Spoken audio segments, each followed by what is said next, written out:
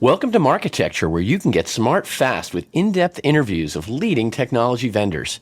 I'm Jeremy Kagan, and I'm here with Kelly Benish, who has been around the ad tech business for a while and is the SVP over at Uberall, who's going to give us a great overview of what they're doing in the local space. Kelly, welcome. Hi, Jeremy. Thanks so much for having me. It's great to see you. I'm excited that we're in the same time zone for once. This is great. Agreed. It's good to see you in a decent hour, for sure. For our listeners who don't know what Uberall does, what is it that you guys do? So Uberall essentially helps businesses as well as consumers to find those businesses. So we help those businesses get found. We help the consumers to really make those buying decisions and choosing those locations or those merchants. And then we drive loyalty between buying customers and local merchants. See, now I think of you guys overall as like a local SEO style company. So can you give me an example of some of the different product lines that impact that? Or is that just a wrong impression? Yeah, no, that's a great impression. We're a SaaS-based platform that plugs into the back end of about 300 resellers globally that resell our solutions to SMBs. And they're mostly in listings and reputation management. If you could just break down the product areas and what does it do and how does it work exactly? And then we'll talk a little bit about the competitive pros and cons there. Yeah, absolutely. So for listings management, if we just want to start there, it's really the basis of what we were founded on, making sure that we're pushing business information to quality distribution points like Apple, Google, all of the voice search engines that are out there right now, and really adapting to other search techniques and apps that consumers are looking for merchants in, making sure that it's the merchant of choice for specific searches.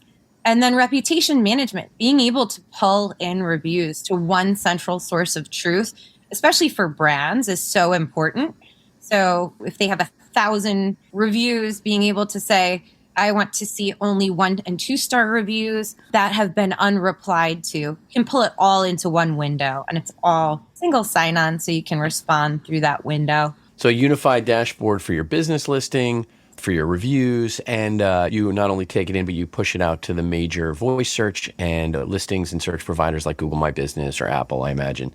Exactly. And then the third component is social posting. So being able to post at scale, being able to go in and set your social posting calendar for the year for your SMB or your brand, and then breaking it down by local competition and seeing what reviews competitors are getting, as well as, what their time to respond to those reviews are. Just taking a look at the entire competitive set, not just based on proximity, but category and other aspects and attributes that we're pushing through. So you're saying for a location of a business, they can select competitors? How would that work? Yeah, so we actually select the competitors for them. It's based on what category they fall in. So it's all in kind. Let's just say I'm a plumber local to the Charlotte, North Carolina region, and I specialize in sneaking drains, right? I am going to find a competitive plumbing data set that we have already in our platform and let me know specifically what other plumbers that rank for those terms are being found for, what the reviews are, and where I fall into line next to those plumbers. Well, that's pretty amazing. Like, you were creating that list. How many competitors would go into that list then? Typically, how do you know they're accurate? How do you know they're the right competitors? Can they swap them out? Can they select them or deselect them? Typically 3, and it is prescribed to them, and it is based on our proprietary data set that is accurate. It's been tried and tested. It's QA tested.